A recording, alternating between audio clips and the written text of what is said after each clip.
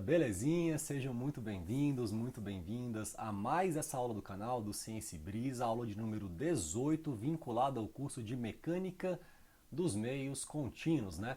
A gente está na parte já final assim do curso, vendo basicamente as equações de balanço, né, da mecânica dos meios contínuos, equações de balanço de mecanismos. Então a gente está agora começando a trazer da física alguns princípios que expressam relações de causa e efeito, que explicam uma série de fenômenos físicos relevantes, né, aos quais um meio de aparência contínua poderia estar sendo sujeito, submetido.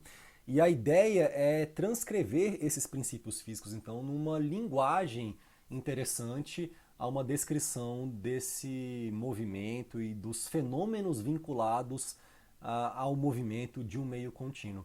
Quando eu falo fenômenos vinculados ao movimento, é para trazer um enfoque de que não basta eu explicar ou eu descrever o movimento, ou seja, dar uma descrição assim da cinemática desse meio contínuo e estabelecer as causas por trás desse movimento, entrar no campo da dinâmica, da segunda lei de Newton, mas o próprio movimento em si, ele também tem outras consequências, assim, então um corpo contínuo em movimento, quando ele passa sobre uma parede quente, ele vai interagir com essa parede por uma perspectiva que pode ser que não altere muito o movimento em si, mas que altere, por exemplo, as distribuições de temperatura ao longo do corpo. Então existem questões e fenômenos adjacentes vinculados ao movimento que não são descritos assim simplesmente pela aplicação, por exemplo, da segunda lei de Newton.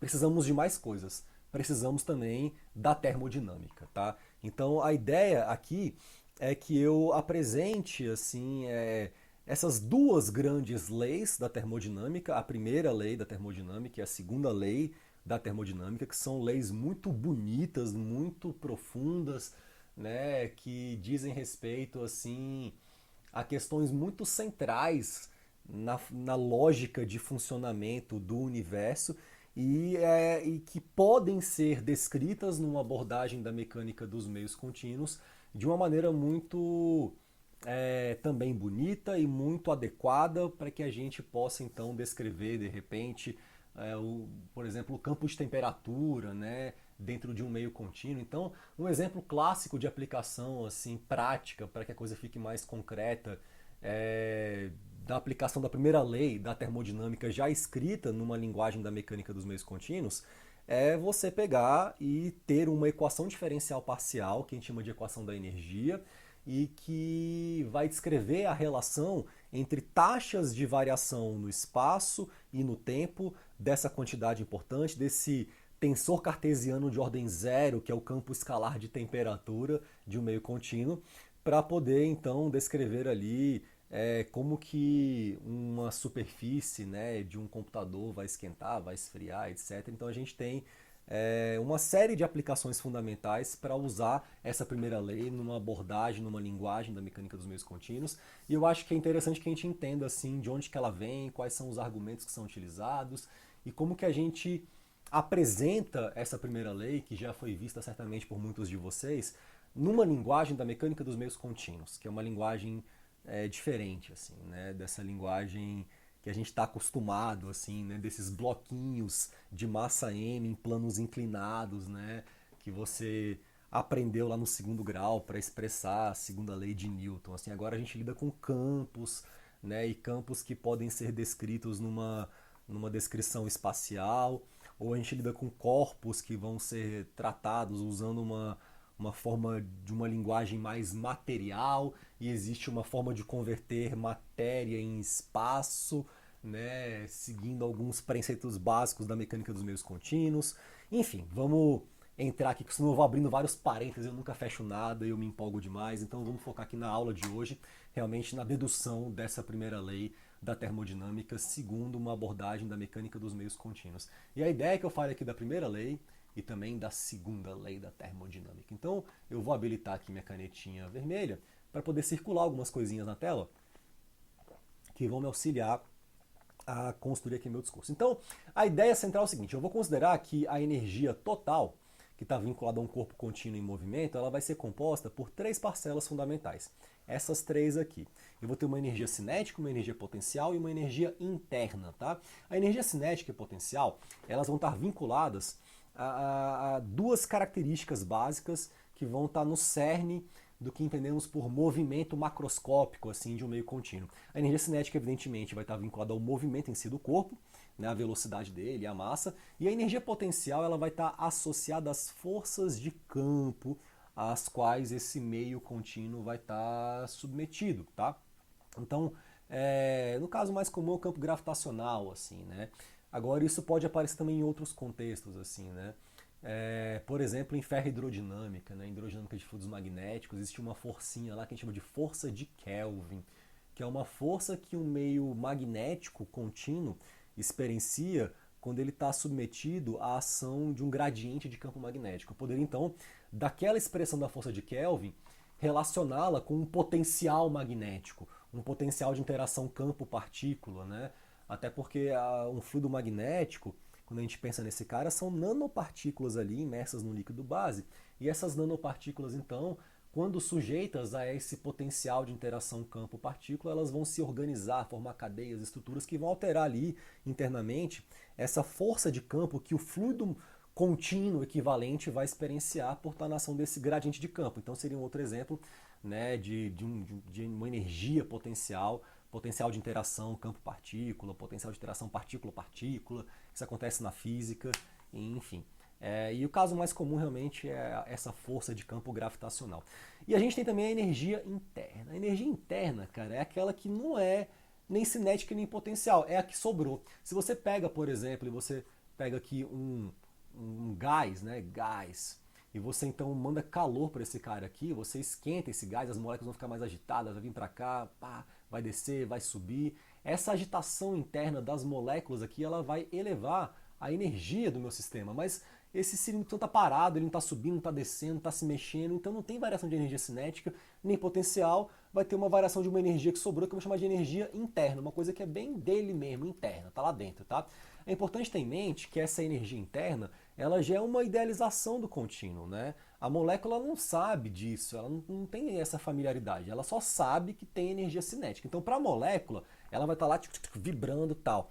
Mas essa vibração a nível molecular, quando você tira esse óculos, essa lente de aumento da realidade, você sai da escala da molécula e você observa esse meio contínuo a uma certa distância, você vai dar um nome de energia interna a essa energia média vinculada às flutuações moleculares. Então aqui eu coloquei um desenhozinho em que eu tenho o meu corpo, né, B, contínuo, né, e aqui eu tenho dentro dele um pedacinho de tamanho L, que se eu dou um zoom nele, eu vou ter aqui moléculazinhas, né, se mexendo, subindo. E aqui a molécula está lá agitada. Eu poderia entender que a velocidade do corpo contínuo B, no ponto, né, de volume L ao cubo. Então, se eu sou um observador aqui, eu estou aqui olhando esse cara aqui, ó, de longe. Deixa eu desenhar um negócio mais retinho aqui. De longe, sou X aqui, um observador, né, euleriano. A velocidade que eu vou ver do corpo nesse ponto P, pequenininho, nesse volume sensitivo do contínuo de tamanho L ao cubo, ela vai estar associada a um movimento Boole do corpo, né, o escoamento que transporta esse corpo, etc., o movimento em si do corpo, mas eu poderia ter ali dentro também essas flutuações de velocidade ao longo do espaço e do tempo, vinculadas a flutuações moleculares, que vão estar associadas a uma energia interna. Então é como se a energia interna ela tivesse associada, fosse proporcional a um V' ao quadrado sobre 2. Alguma coisa assim, proporcional, tá? Beleza? Essa energia cinética da flutuação vai ter a ver com a energia interna. A energia cinética do movimento Boole tem a ver com o que eu chamo de energia cinética mesmo. Mas no fundo tudo é energia cinética. Essa energia cinética ela vai ter um componente na escala molecular que vai estar vinculado à energia interna e um componente macroscópico do corpo, assim, que eu chamo de energia cinética em si. Tá? Beleza? Então, essa energia interna é algo que nós, da mecânica dos meios contínuos, utilizamos para modelar as flutuações moleculares que não conseguimos enxergar. Algumas ideias centrais. Aqui a matemática ela não vai ser muito complicada, vai ser uma matemática muito padrão, assim, de processo típico de dedução de equações de balanço. Então a gente vai usar algum princípio físico, teremos transporte de Reynolds, teremos da divergência para converter integrais de superfície em volume e vai aplicar o teorema da localização, que é essa ideia de que o meio contínuo, qualquer ponto ali tem um volume V arbitrário, então se a integral de alguma coisa naquele volume é zero, então esse kernel da integral vai ser zero em todo o volume. A gente chama isso de teorema da localização. Então, o procedimento sistemático que a gente vai utilizar aqui para deduzir essa equação da energia, ele vai ser meio que padrão, né? Não vai ter muita coisa diferente, mas os conceitos por trás que eu acho que são o grande chance assim da parada, tá? Então aqui vamos dar um pouco de zoom na lousa. Eu vou então definir essa minha energia cinética como sendo a integral, né, desse cara aqui, metade de ρ v escalar v dv. Então definição padrão de energia cinética. A energia potencial como sendo ρb escalar x. Então o ρb dv, isso aqui vai ser uma força, né, de total assim, quando integrada no volume, uma força de campo. Escalar x, que é um deslocamento, força vezes deslocamento, isso aqui é um trabalho, isso aqui é uma energia, né, uma forma de transporte de energia. Então, o trabalho das forças de campo gravitacionais, ou melhor, das forças de campo, o trabalho das forças de campo, ele será então responsável pelas variações da energia potencial que esse meio contínuo vai experienciar. Tá? Isso acho que a gente sabe desde o segundo grau, só que aqui a gente está colocando nessa linguagem da mecânica dos meios contínuos. Tá? Ora, aqui um parênteses, se eu tivesse um contexto de um campo irrotacional, como é o caso do campo gravitacional, esse tipo de campo a gente fala que é um campo conservativo, e eu vou explicar o porquê de ser conservativo, porque pelo teorema de Stokes, né, o rotacional desse cara, quando eu integro numa área S, então aqui imagina que eu tenho, sei lá, um campo vetorial B, vinculado a essa força de campo, pode ser, sei lá, a gravidade, para ficar mais fácil, enfim, ficou um G bem feio, mas espero que tenha entendido. Se eu tenho esse campo vetorial B atuando numa superfície S, né, o rotacional desse cara que atravessa a minha superfície S e que é circundada por um contorno C, o teorema de Stokes me afirma que a integral nessa superfície desse rotacional, ele tem que ser igual à integral de linha nesse contorno C que circunda a minha superfície S de B escalar TdL. TdL seria esse vetor tangente aqui, então essa integral de linha ao longo de todo o contorno que circunda aqui o corpo S, né, desse vetor B, ela é igual a esse fluxo de rotacional que atravessa a superfície S englobada por esse contorno C. Isso é o que diz o teorema de Stokes. Então, se eu tenho, por exemplo, um campo irrotacional, o hot dele é zero, então a integral desse cara em ds também é zero. E a integral de linha, então, de B escalar TdL também vai ser zero. Ou seja, se eu faço uma integral de caminho, né, num caminho fechado, desse campo ao qual o meu material está sujeito, essa integral de caminho ela é zero. Então é como se a energia total que eu conseguisse associar com a presença desse campo atuando aqui, essa variação de energia total não variasse em função do caminho. Então nesse sentido ele é conservativo, tá? É o nome que a gente dá a campos que são irrotacionais. Então isso aqui é um comentário que a gente faz para aumentar o nosso repertório físico. Se eu estou nesse contexto de ter um campo conservativo, então um campo irrotacional, um vetor B irrotacional, ele pode ser dado em termos do gradiente de uma função escalar. Por um motivo muito simples, porque o hot do grade de qualquer escalar é zero, porque esse aqui é um produto vetorial entre dois vetores que são paralelos, né? Esse cara aqui não vai mudar a direção do vetor nábula, então seria uma interpretação bem simples, mas é fácil também provar por notação indicial esse fato. Então, se eu tenho um campo irrotacional, eu tenho forças de campo conservativas, esse cara então pode ser dado em termos do gradiente de um potencial, e esse potencial seria o que eu vou chamar de energia potencial por unidade de massa, φ, que pode ser um potencial gravitacional, que pode ser um potencial magnético, que pode ser um potencial, sei lá, elástico, no caso de um meio contínuo, né, que tem alguma elasticidade. Então, esse seria uma energia potencial por unidade de massa, tá? Então, a gente vai agora usar a equação de Cauchy, que a gente já tinha deduzido na última aula, vinculada à segunda lei de Newton. E eu vou utilizar essa equação de Cauchy, já aplicando nela a ideia né, de um potencial assim, de um campo potencial φ, de tal sorte que eu vou ter o seguinte, ρv escalar b, se b é menos o grade do φ, esse cara vai ser menos ρv escalar grade do potencial. Isso vai aparecer aqui, ó, quando eu multiplico a equação de Cauchy escalarmente por v. Então, multiplicar a equação de Cauchy escalarmente por v vai me dar esses termos aqui, v escalar dv dt, v escalar div de sigma transposto, ρ v escalar b. E o v escalar b eu posso expressar em termos do potencial. Tá? Agora, se eu olho para a minha derivada material desse potencial, dφ dt, esse cara vai ter um termo que vai ser derivada parcial, mais esse termo convectivo, v escalar grade do potencial. Se eu estou num contexto de um potencial permanente, não transiente, esse φ não varia com o tempo, eu vou ter uma igualdade entre a derivada material e esse cara v escalar gradiente do potencial. Perfeito? Quando eu faço isso, então, eu posso reorganizar a minha equação de Cauchy multiplicada escalarmente por v da forma, perdão, da forma que ela está aqui embaixo.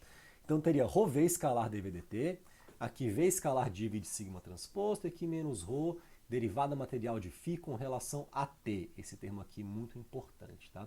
Além disso, eu posso usar uma identidadezinha bem tranquila que me fala o seguinte, que a derivada material dessa energia cinética por unidade de massa, V escalar V sobre 2, esse cara é igual a ρ V escalar dV dt. Então, isso me permite reorganizar essa equação que está aqui, a equação de Cauchy multiplicada escalarmente por V, já com essa substituição de escrever um termo vinculado a essa força de campo, essa energia potencial, perdão, essa energia potencial vinculada a uma força de campo conservativa, de um potencial permanente em termos da derivada material. Vocês vão ver que isso aqui vai me dar uma versão muito elegante, cara, que eu acho muito bonita dessa equação da energia, tá? Então, usando isso e essa identidade aqui, no final das contas, tudo se resume à equação 3, uma equação muito linda, né, que eu chamo de equação de evolução da energia mecânica para o meio contínuo, sujeito a forças de campo permanentes e conservativas. Qual que é a beleza dessa equação? Aqui eu consigo pôr dentro da mesma derivada material, esse cara V escalar V sobre 2 mais φ. Tá? Então aqui eu tenho uma energia mecânica por unidade de massa. A contribuição cinética e a contribuição potencial aparecem juntas somadas. E eu percebo que a variação percebida pelo corpo material ao longo do tempo da sua energia mecânica vai estar associada a esse termo aqui, que depende basicamente das forças de superfície, das características constitutivas do material e do campo de velocidade no qual ele está sujeito. Tá? Então essa é uma equação muito bonita, mas essa equação ela não incorpora nenhum efeito real da termodinâmica. Veja que assim, eu basicamente defini o que era energia, as formas de energia, como é que eu ia modelar a energia cinética, a energia potencial. Eu não apliquei ainda a primeira lei da termodinâmica, só chamei o fato, a atenção de que essa energia potencial, se vinculada a um campo irrotacional, consequentemente conservativo, poderia ser expressa em termos de uma energia potencial, e apliquei essa ideia simples, junto com algumas identidades e com a equação de Cauchy, para chegar nessa equação 3. Nenhuma termodinâmica foi usada até agora. Então agora eu vou, a partir de 3, usando 3, a trabalhar essa equação de evolução para a energia interna. Eu quero, na verdade, expressar simplesmente como que é a energia interna desse meu sistema, que eu sei que tem que estar relacionada com temperatura, porque essa energia interna vai estar vinculada às flutuações na escala molecular, como que ela varia ao longo do tempo. Então agora sim eu posso enunciar a minha primeira lei na termodinâmica, e essa primeira lei ela fala o seguinte, cara, tá bom aqui esse quadro, né? Que a variação da energia total com relação ao tempo, aqui o que eu vou chamar de energia total, essa é a energia cinética e energia interna. A energia potencial eu não vou incluir aqui dentro ainda, porque ela vai aparecer vinculada a essa taxa de trabalho sobre o volume material devido a forças externas, né? Porque a primeira lei da termodinâmica, o que ela realmente relaciona? Variação de energia com calor e trabalho. É isso que ela faz. Então a variação de energia total, que vai ser a cinética e a interna, ela vai estar associada a uma taxa de trabalho sobre o volume material devido a forças externas, que eu vou chamar de E.W, e aqui vão aparecer os mecanismos associados a essa variação de energia potencial, a uma taxa de calor que cruza as fronteiras do volume material Q ponto e uma taxa de geração no interior do volume material que eu vou chamar de Q ponto gen. Essa taxa de geração Q ponto gen, podemos falar dela logo primeiramente, porque ela é mais simples de entender, ela seria uma integral no volume de um Q ponto dV, em que Q ponto seria uma taxa de geração por unidade de volume. É o termo de geração meio que clássico que aparece na equação da energia, né? E até existe um problema sério aqui de jargão, porque é contraintuitivo a gente usar a palavra geração num contexto de um princípio de conservação, que é o que a primeira lei nos fala, que essa energia meio que se conserva. Você não pode criar energia, você não pode destruir energia, você pode transferir energia de um sistema para a vizinhança ou da vizinhança para o sistema, e essa transferência ocorre sob a forma de calor e trabalho. E aí você fala, de repente, tem uma energia gerada, o que seria esse cara?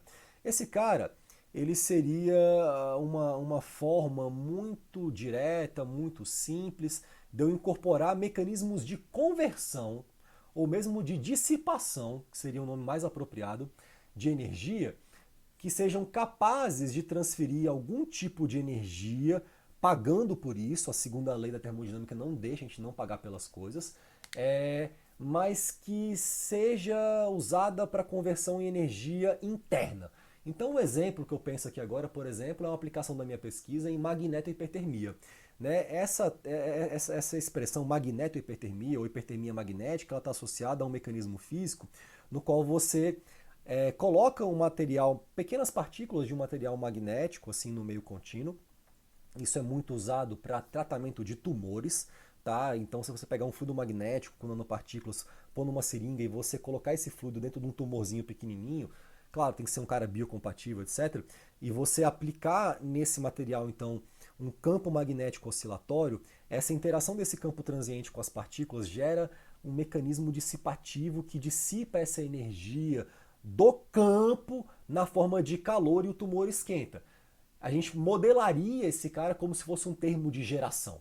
Mas no fundo é um termo de dissipação. Estou dissipando a energia do campo na forma de calor.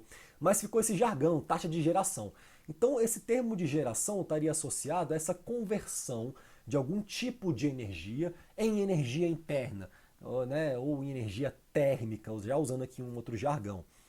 Então você tem, por exemplo, um material assim, uma solução, e você põe ali nessa solução de água com algum composto químico ali qualquer que vai gerar uma reação química endotérmica, exotérmica, que vai esquentar ou esfriar, seria um mecanismo de geração, por exemplo, mas que no fundo pode ser positivo, negativo, dissipação, enfim.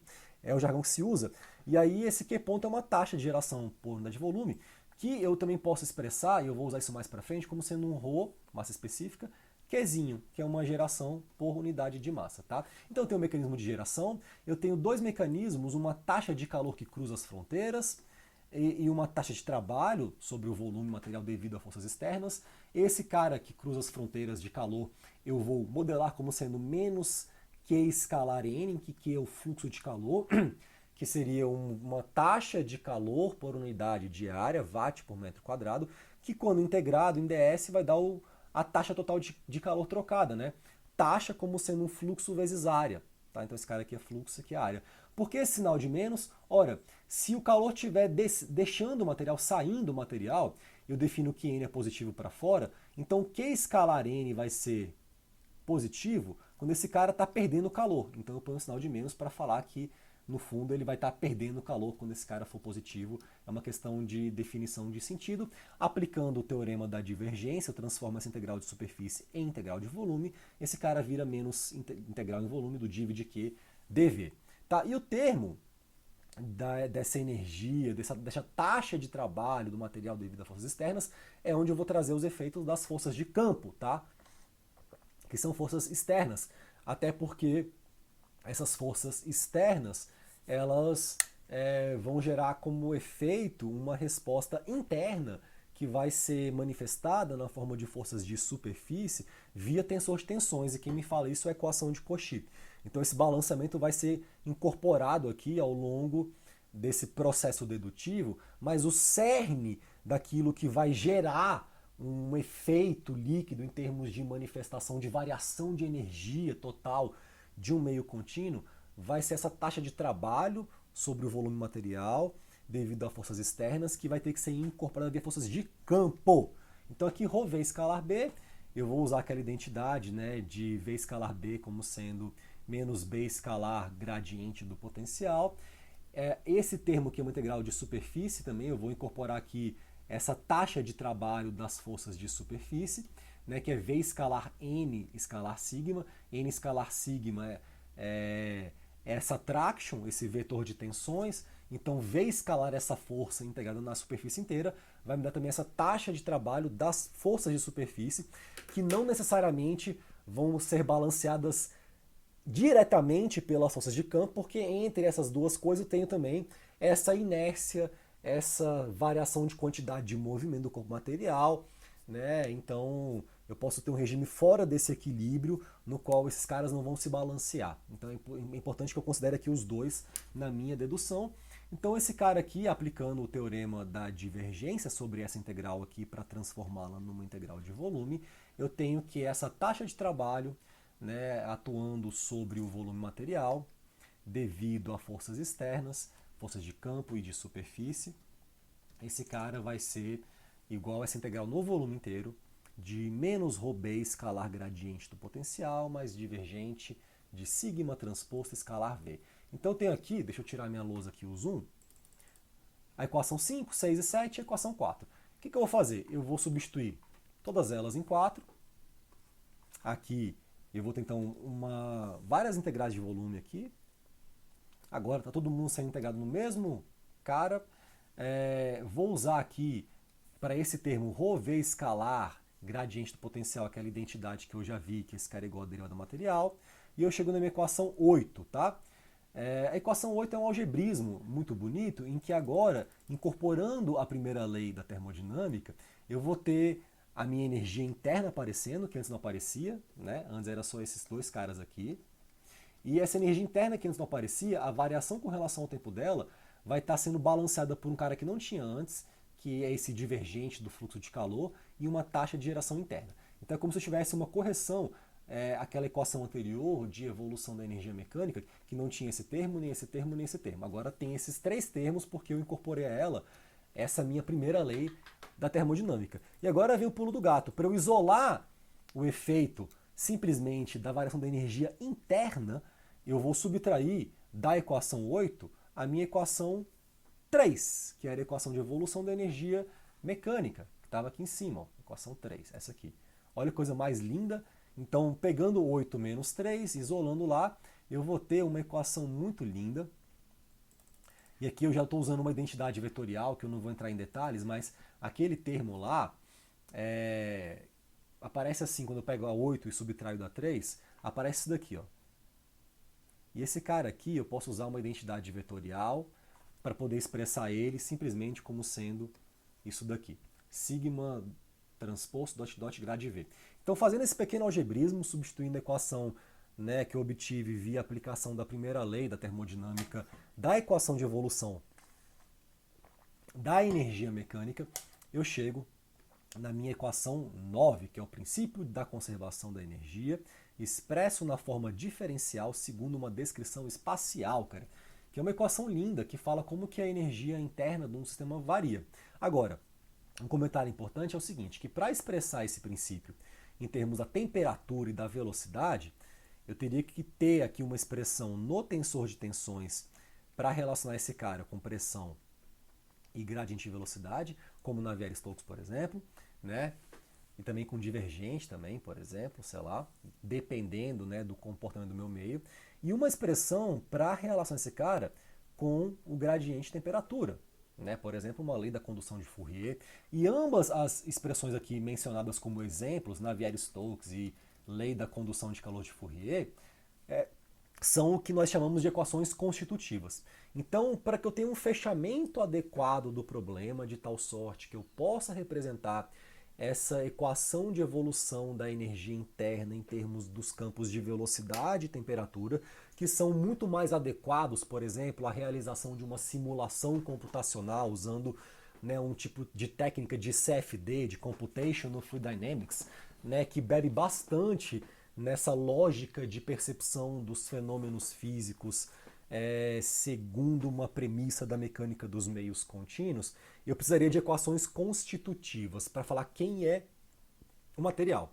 Uma equação para Q e uma equação para sigma. Esse é um comentário muito importante. E essas equações constitutivas devem, sempre que possível, serem objetivas, né, serem indiferentes com relação a uma mudança de coordenadas para que eu possa, então, garantir que aquele material continua sendo ele mesmo, independente de como você observa ele se comportar, né? Como que o observador olha para esse mecanismo. Então essa indiferença material, ela na verdade, ela é a própria objetividade das equações constitutivas que descrevem o material, que vão ser importantes para um fechamento adequado do problema, para que eu possa então usar a equação 9 para resolver um campo de temperatura, por exemplo. Tá?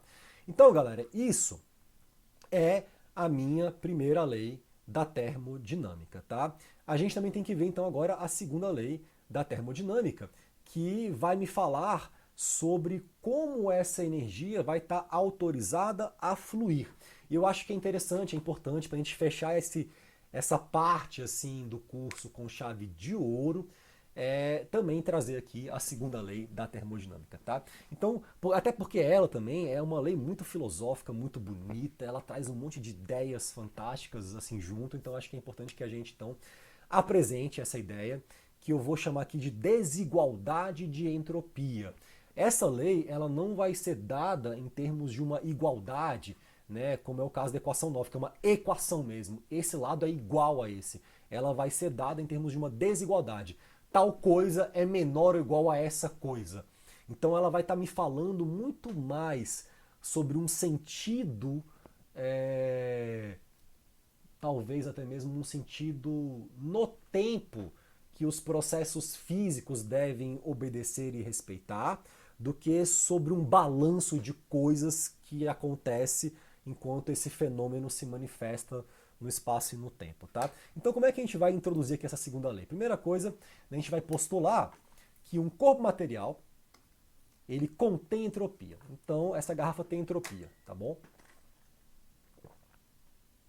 Essa entropia, ela é uma quantidade primitiva que pode crescer ou decrescer, pode subir, ela pode diminuir, ela é primitiva, ela está no corpo, o corpo contém entropia e ela cresce ou decresce de acordo com, aqui tem uma palavra que era para ser recebimento e ficou recimento, recebimento ou rejeição de calor de ou para as suas vizinhanças. Então, quando você põe calor, tira calor no corpo, você está então alterando essa propriedade do corpo, que eu chamo de entropia. Tá? E ela pode crescer ou ela pode diminuir. Oh, perdão, aqui eu acabei de corrigir e dei um Ctrl Z, porque no fundo eu queria apagar esse vermelhinho aqui. Pronto. A segunda informação é o seguinte, essa quantidade total de entropia contida no corpo, ela é quantificável, e eu vou chamar de S, e ela vai ser então a integral no volume V de ρSzinho dV. Szinho é a entropia específica, a entropia por unidade de massa. Então isso daqui, na verdade, é só uma definição de como eu vou relacionar aquilo que eu estou chamando de entropia, que eu nem sei o que é ainda, e entropia específica, que é ela por unidade de massa. Tá? Como essa quantidade de entropia ela está então relacionada à quantidade de calor que o corpo recebe ou cede, né? Ela então deve estar relacionada com a temperatura do corpo. É uma outra premissa, né? Então espera-se que um corpo mais quente contenha mais entropia do que um corpo mais frio. Então a entropia ela pode crescer, ela pode diminuir, ela cresce ou diminui de acordo com esse recebimento ou rejeição de calor do corpo, né, para a vizinhança, ou de ou para, nos dois sentidos, né, e deve estar então relacionada com a temperatura. Então a gente vai utilizar aqui como referência para expressar a temperatura a letra T maiúscula, e só iremos nos referir à temperatura como sendo aquela temperatura absoluta que está na escala Kelvin e que é sempre positiva. Então já vem uma outra ideia que é de temperatura absoluta, que é essa temperatura que a física não permite que ela seja negativa. É de 0 para cima. Essa escala absoluta de temperatura tem uma relação profunda com a entropia. Quando você aprende na sua termodinâmica de engenharia, que entropia é uma coisa muito linda, eu adoro falar de entropia, tem um vídeo meu aqui que eu falo sobre entropia, inclusive, deixa eu aproveitar aqui, velho, e fazer o seguinte, velho, eu vou abrir para vocês, no meu canal do YouTube, uns links que eu acho que vão ser bem legais para poder complementar algumas ideias que estão sendo aqui lançadas, assim, eu acho que é sempre saudável. Então aqui está meu canal, tem um vídeo muito legal que você vai ver aqui na parte ciência, que é entropia. Entropia da termodinâmica clássica, mecânica estatística, passando pela teoria da informação. Eu trago uma série de ideias assim sobre entropia, interpretações possíveis. Recomendo muito que assistam, tá? Assistam esse vídeo aí. Outros materiais complementares, nessa parte de equações de balanço e tal, você vai ver aqui nessa playlist, transferência de calor módulo 2, tá? Derivado material, teorema do transporte de Reynolds, equações de balanço. Aqui na equações de balanço 3 e 4 eu faço uma dedução bem longa da equação da energia também. Se tiver alguma dúvida aqui, de repente em meios contínuos ficou muito batido, muito rápido, tem aqui mais algumas coisinhas mais detalhadas, mais passo a passo, mais um nível de graduação aqui, que eu acho que podem ser também complementares. Sobre aquilo que eu falava na última aula de assimetria do tensor de tensões, aí tem algumas coisas aqui bem legais na minha playlist de fluidos magnéticos, tá? Esse curso aqui é bem legal, e aí tem um vídeo, 2 aqui, princípio de balanço de momento angular para o meio contínuo, parte 1 e parte 2. Essa equação também é a equação do momento angular interno, the spin equation. Essas 3 aulas aqui, elas dão assim mais detalhamento sobre essa segunda lei de Newton aplicada numa versão rotacional, porque isso para fluidos magnéticos é muito importante. Então aqui tem bastante complementação também dessa questão dessa assimetria do tensor de tensões, mais por uma perspectiva física, e uma dedução muito legal dessa spin equation, né, que é a equação do momento angular interno. Então fica aqui uma recomendação de leitura. Inclusive essa spin equation é uma coisa que aqui no livro, cara, do Chandra, até vou ler para vocês rapidamente uma coisa que ele fala, que me chamou a atenção. No capítulo 8, quando ele fala assim das leis fundamentais da mecânica dos meios contínuos, e aí ele apresenta esse princípio, deixa eu ver assim, de momento angular, deixa eu ver onde é que ele coloca isso aqui. Ele põe só um segundinho. Ele fala uma frase que me chamou muito a atenção e que eu fiquei de comentar, achei.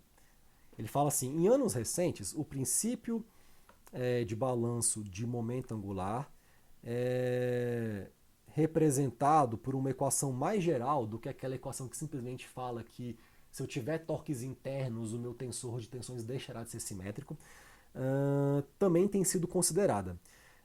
Nessa representação generalizada, são incorporados possíveis contribuições dos momentos de forcinhas internas desenvolvidas dentro do contínuo.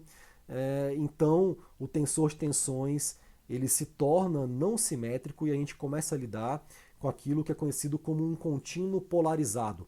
Não considerado nesse texto, e aí acaba a frase mais ou menos por aí. Ou seja, existe alguma coisa que mesmo o Chandra não está considerando aqui, vinculado a esse princípio de balanço de momento angular, que está associado a uma dedução de uma nova equação de evolução para o momento angular interno do material, em que eu abordo isso nesse curso de fluidos magnéticos, que é essa aula aqui, the spin equation, né? A equação do momento angular interno, assim, para um fluido magnético. Então, materiais complementares aqui que eu acho que vão valer a pena para vocês, até mesmo para que o curso fique mais...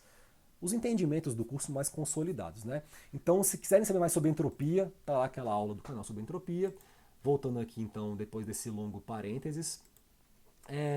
Então, a gente, usando a temperatura absoluta em Kelvin, sabendo que a entropia é uma propriedade do corpo, que pode crescer, que pode diminuir, por meio de processos de troca de calor.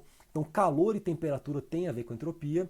Então, eu vou definir essa taxa de transferência de entropia de ou para o corpo como sendo algo que vai estar relacionado a calor. Então até usei uma letra Q assim, só que um Q chapéu. Esse Q não é calor. Esse Q tem a ver com calor e tem a ver com temperatura absoluta, mas esse Q é a taxa de transferência de entropia de ou para o corpo. E esse cara vai ter duas parcelas, uma taxa de geração, que vai se valer daquele termo de geração. Então, esse termo de geração, né, como mencionado, ele está vinculado a uma geração de entropia também. Então, quando eu pego as minhas nanopartículas magnéticas, aplico nelas um campo oscilatório lá, que vai dissipar a energia do campo como calor, e esse termo sendo um termo de geração, eu estou também gerando entropia nesse processo, tá? Deixando cada vez mais irreversível esse processo. E eu vou subtrair desse cara, esse Q escalar N, que eu já vi que ele é positivo quando o Q está saindo do corpo, né? Sobre T ds. Então calor, cara, calor sobre temperatura, Joule por Kelvin, é uma quantidade, é uma unidade de entropia. Tá? Entropia é Joule por Kelvin. É isso. Esse aqui é um termo vinculado à transferência de entropia de ou para o corpo, que está associada à geração interna e essa transferência propriamente dita. Talvez, cara, transferência não seja a melhor palavra, taxa de transferência, né? Vamos pôr assim, a entropia total. Variação de. Melhor, uma palavra melhor. Achei uma melhor. Variação total de entropia. Ou melhor. É difícil achar palavras boas para isso, cara. Taxa de transferência, eu não estou gostando muito disso, assim. Mas é uma taxa de transferência, velho. Eu vou deixar assim como tá mesmo, tá? Porque tem assim o termo de geração e de transferência em si. É como se fosse a taxa de variação mesmo, né? Mas deixe por enquanto com esse nome como tá, porque eu não pensei no nome melhor. Tá? O que esse postulado dessa desigualdade de entropia afirma é o seguinte: entropia não é uma propriedade conservativa como energia. Então, a variação da entropia com relação ao tempo, ela é maior ou igual a essa taxa de entropia que o corpo está trocando com a vizinhança ou gerando internamente, tá?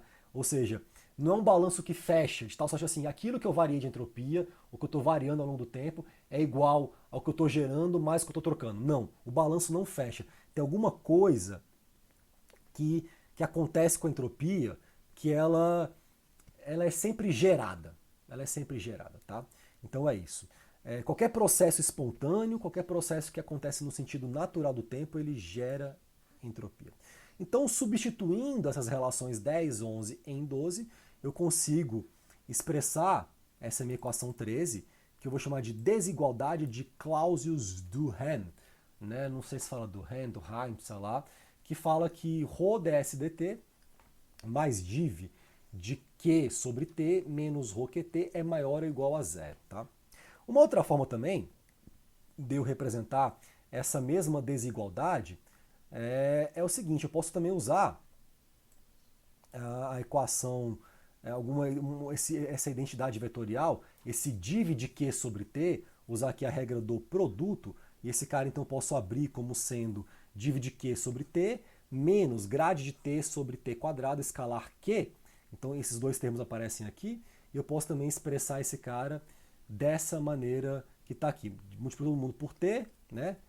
ρt ds dt menos ρq mais div de Q menos grade de T sobre T, escalar Qzinho, duas aspas, maior ou igual a zero. E aí, como aparece esse div de Q aqui, esse termo também ρq que é muito conveniente, eu posso usar a equação da energia interna junto com a equação de Clausius-Duhem para expressar, então, essa outra forma de olhar para essa desigualdade de entropia. Um comentário também adicional que eu acho que é interessante é o seguinte, que como a gente sabe já que o calor flui de maneira espontânea, natural, do quente para o frio, esse sentido desse vetor fluxo de calor, ele é sempre oposto ao sentido, né? Isso aqui era para ser sentido, não seguinte, sentido do gradiente de temperatura. Então, grade de T escalar Q é negativo, tá? Então, eu posso colocar também isso dessa maneira, grade T escalar Q menor ou igual a zero. Esse aqui seria o que eu chamo de desigualdade de condução de calor clássica. Isso tem a ver, inclusive, com entropia, vocês vão ver como tem a ver com entropia. E usando essa ideia aqui, como esse cara é negativo, e na equação 14, né, ele aparece aqui, ó, menos ele, então menos um cara negativo, esse cara é positivo, de tal sorte que eu posso também representar a equação 14 de outra maneira, falando que os três primeiros termos, então, somando, vão ser positivos. Isso eu chamo de desigualdade de Clausius-Planck. Isso é fundamental, tá? Desigualdade de Clausius-Planck. É uma outra forma de você, então, representar essa desigualdade de entropia, essa segunda lei da termodinâmica. Agora, olha que interessante. Se eu uso um modelo bem geral da lei da condução de calor de Fourier, né, Q igual a menos K, tensor condutividade térmica de segunda ordem. Quando eu pego um tensor de segunda ordem e multiplico escalarmente por um gradiente, essa é a forma mais geral possível de eu linkar, né, linearmente dois vetores. Então, Q sendo um vetor e grade de T sendo um vetor, a forma mais geral possível, segundo a mecânica dos meios contínuos, de eu fazer esse link, essa conexão entre esses dois vetores, é usando um tensor de segunda ordem entre eles. Né? Esse seria um tensor com condutividade térmica. Isso aqui seria o que eu chamo de lei da condução de Fourier-Duhamel, dessa forma geral assim possível. Bom, aqui então, olha que interessante, o que eu posso concluir? Que se eu uso essa desigualdade de condução de calor clássica, né, eu sei que esse cara é sempre negativo, então Q sendo menos K escalar grade T, fazer isso daqui acontecer é fazer menos grade T escalar K escalar grade T ser menor ou igual a zero. Né? Agora, isso aqui eu posso reorganizar, tiro o menos, ponho mais e troco aqui esse sinal. E eu concluo então, com isso, usando essa desigualdade de calor clássica, que K é um tensor positivo definido. Perfeito? E, além disso, se K for isotrópico, se meu material for isotrópico, e eu sei que a forma mais geral possível de eu construir um tensor isotrópico de segunda ordem, ela se dá por meio de um escalar, de um campo escalar qualquer arbitrário, vezes o tensor identidade, aplicando isso a essa relação que me estabelece que K é um tensor positivo definido, eu concluo finalmente que a minha condutividade térmica é maior que zero. Aí você fala, poxa, uau, que conclusão impressionante, eu já sabia disso. Eu nunca vi propriedade termodinâmica negativa, né? Condutividade térmica é positiva, massa específica é positiva, entropia é positiva, energia interna é positiva, pressão, né? Ela é positiva também, claro que tem a questão da pressão manométrica, mas isso é uma questão de um referencial, assim, né? Pressão e temperatura, do ponto de vista termodinâmico, absolutos são positivos também. Né? Temperatura negativa porque você inventou uma escala que você pôs a água a 0 graus, gelo como referência. Mas a escala absoluta termodinâmica também me garante que temperatura é positiva, assim como pressão também. O vácuo é zero. E qualquer coisa acima disso é a pressão absoluta, que é positiva. Então, as propriedades termodinâmicas são positivas. Né? E qual que é a relação que isso tem assim, com a segunda lei da termodinâmica? Ora, quando eu afirmo que o calor flui de forma espontânea do quente para o frio, que é o que me leva a poder expressar essa desigualdade de condução de calor clássica, e que é o que me gera como consequência o fato da minha condutividade térmica ser positiva, eu estou já implicitamente usando aqui a segunda lei da termodinâmica para poder garantir essa positividade de propriedades termodinâmicas da matéria. Porque a segunda lei da termodinâmica, ela é aquela lei que diz para mim qual que é o sentido natural do tempo. Esse flui de forma espontânea, ele poderia ser reformulado, em outras palavras, da seguinte maneira. Todo processo espontâneo é irreversível.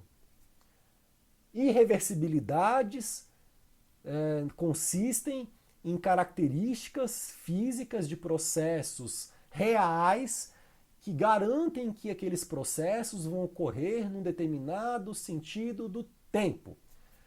Todo processo espontâneo ele gera uma pegada, que é uma geração de entropia. Entropia sendo uma propriedade não conservativa, uma propriedade que é sempre gerada como consequência do fluxo natural de passagem do tempo, ela vai estar então medindo o sentido no qual processos físicos reais estão autorizados a operarem no tempo. Troca de calor sujeita a gradientes de temperatura, e isso por si só é uma irreversibilidade. Logo, só acontece de um jeito.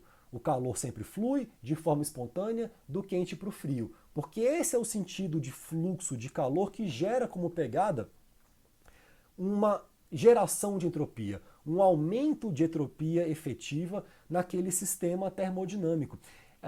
E aí a consequência dessa desigualdade da condução de calor clássica é que o tensor condutividade térmica passa a ser um tensor positivo definido, que no contexto de um material isotrópico vai me garantir uma condutividade térmica positiva pela segunda lei da termodinâmica. Então veja que tem dois princípios muito interessantes para a gente aqui na mecânica dos meios contínuos, que eles não geram uma equação de balanço meio que útil, que a gente vai usar mesmo assim para poder resolver um probleminha, né, como costuma ser o caso de você de repente fazer uma simulação de um CFD não isotérmico, e você vai usar lá a equação da continuidade, princípio de balanço de conservação de massa, né, balanço ou conservação da massa. Você vai usar lá a equação de Cauchy com tensor de tensão de Navier-Stokes, segunda lei de Newton, e vai usar a equação da energia. Esses três tu vai usar. O princípio de balanço de momento angular, ele vai me falar o seguinte: cara, se não tiver torques internos do material, o tensor de tensões que você vai usar para ter um fechamento constitutivo apropriado vai ser simétrico, tá? E a segunda lei da termodinâmica me fala que as minhas propriedades são positivas. Então são questões adicionais que vão estar sendo utilizadas para que a gente tenha um fechamento mais rigoroso desses modelos contínuos, e que não necessariamente assim vão culminar em equações práticas que você vai utilizar para resolver alguma coisa, mas que vão trazer um monte de insights positivos e um monte de... como é que eu posso colocar assim? Não um monte, mas vão trazer também junto assim uma confiança maior no meu modelo de equações matemáticas, que vai descrever esse comportamento efetivo de um meio contínuo não isotérmico, sujeito a torques, forças, movimento, etc. Galera, gratidão pela companhia hoje. Foi uma aula até mais longa do que eu achava que seria, mas eu consegui finalizar, eu acho, bem assim, essas discussões, esses princípios físicos fundamentais. Agradeço a paciência, agradeço a atenção, e a gente se vê na próxima aula do canal, na próxima aula do Ciência e Brisa. Um beijo e até mais.